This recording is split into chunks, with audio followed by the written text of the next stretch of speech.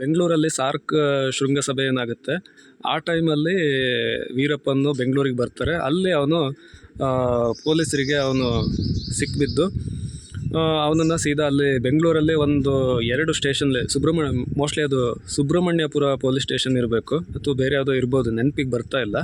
ಆ ಸ್ಟೇಷನಲ್ಲಿ ಅವನ್ನ ಅರೆಸ್ಟ್ ಮಾಡಿ ವಿಚಾರಣೆ ಮಾಡಿಬಿಟ್ಟು ಆನಂತರ ಇಲ್ಲಿ ಬೂದಿಪಡ್ಗ ಗೆಸ್ಟ್ ಹೌಸಿಗೆ ಅವನ್ನ ಕರ್ಕೊಬಂದು ಅವನ್ನ ಅರೆಸ್ಟ್ ಮಾಡಿ ಇಲ್ಲಿ ಇಟ್ಟಿರ್ತಾರೆ. ಯಾರು ಅಂತೇಳಿದರೆ ಪಿ ಶ್ರೀನಿವಾಸ್ ಅಂತೇಳಿ IFS ಅಧಿಕಾರಿಯಾಗಿರ್ತಾರೆ, ದಿವಂಗತ ಕೀರ್ತಿ ಚಕ್ರ ಪಿ ಶ್ರೀನಿವಾಸ್ ಸಾಹೇಬರು.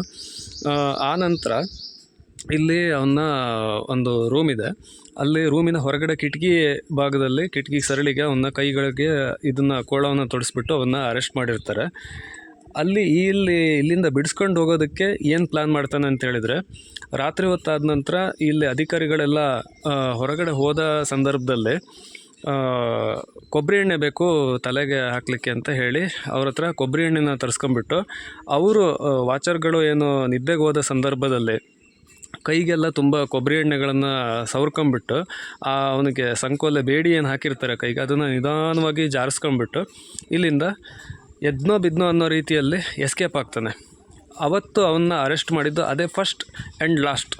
ಅದಾದ ನಂತರ ವೀರಪ್ಪನ್ನು ಸಿಕ್ಕಾಕೊಂಬಿದ್ದಿದ್ದು 2004ರಲ್ಲಿ ಏನು ಪಪ್ಪರ್ಪಟ್ಟಿ ಹತ್ರ ಅವನ್ನ ಶೂಟೌಟ್ ಮಾಡಿ ತೆಗಿತಾರಲ್ಲ ಅದೇನೆ. ವೀರಪ್ಪನ್ನು ಮೊದಲನೇ ಸಾರಿ ಇಲ್ಲಿ ಅವನ್ನ ಅರೆಸ್ಟ್ ಮಾಡಿದ್ದು ಅಂತ ಹೇಳಿದ್ರೆ ಇದೆ ಬೂದಿಪಡ್ಗ ಗೆಸ್ಟ್ ಹೌಸು. ಹಾಗೆಯೇ ಅವನು ಮತ್ತೆ ಪೊಲೀಸರಿಗೆ ಸಿಕ್ಕಿಬಿದ್ದಿದ್ದು 2004ರಲ್ಲಿ ಪಪ್ಪರ್ಪಟ್ಟಿ ಹತ್ರ ಏನು ಶೂಟೌಟ್ ಆಗುತ್ತಲ್ಲ ಆ ಟೈಮಲ್ಲಿ.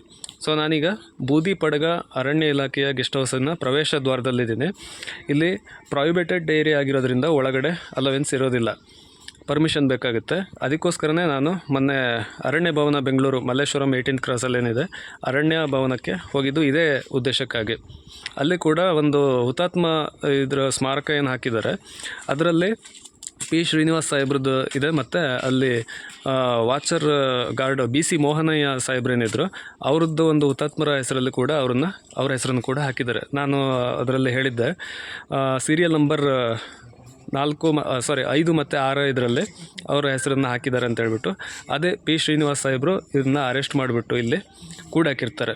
ಇಲ್ಲಿಂದ ತಪ್ಪಿಸ್ಕೊಂಡು ಹೋದ ನಂತರ ಇಲ್ಲಿಂದ ತುಂಬ ಗುಡ್ಡಗಾಡು ಪ್ರದೇಶ ಆಗಿರೋದ್ರಿಂದ ಹೇಗೆ ತಪ್ಪಿಸ್ಕೊಂಡು ಹೋದರೂ ಕೂಡ ಅಲ್ಲಿ ಕಾಣೋದಿಲ್ಲ. ಅರಣ್ಯ ಯಾವ ರೀತಿ ಇದೆ ಅಂತ ಹೇಳಿದರೆ ಇಲ್ಲಿ ತುಂಬ ಕಡಿದಾದ ಅರಣ್ಯ ಪ್ರದೇಶ ಇದ್ದು ದಟ್ಟವಾದ ಅರಣ್ಯ ಇರೋದ್ರಿಂದ ವೀರಪ್ಪನ್ನು ತಪ್ಪಿಸ್ಕೊಂಡು ಹೋದ ನಂತರ ಇಲ್ಲಿ ಯಾರ ಕೈಗೂ ಸಿಕ್ಬೀಳೋದಿಲ್ಲ. ಅದು ಈ ಬೂದಿಪಡ್ಗದ ಒಂದು ವಿಶೇಷ. Thank you.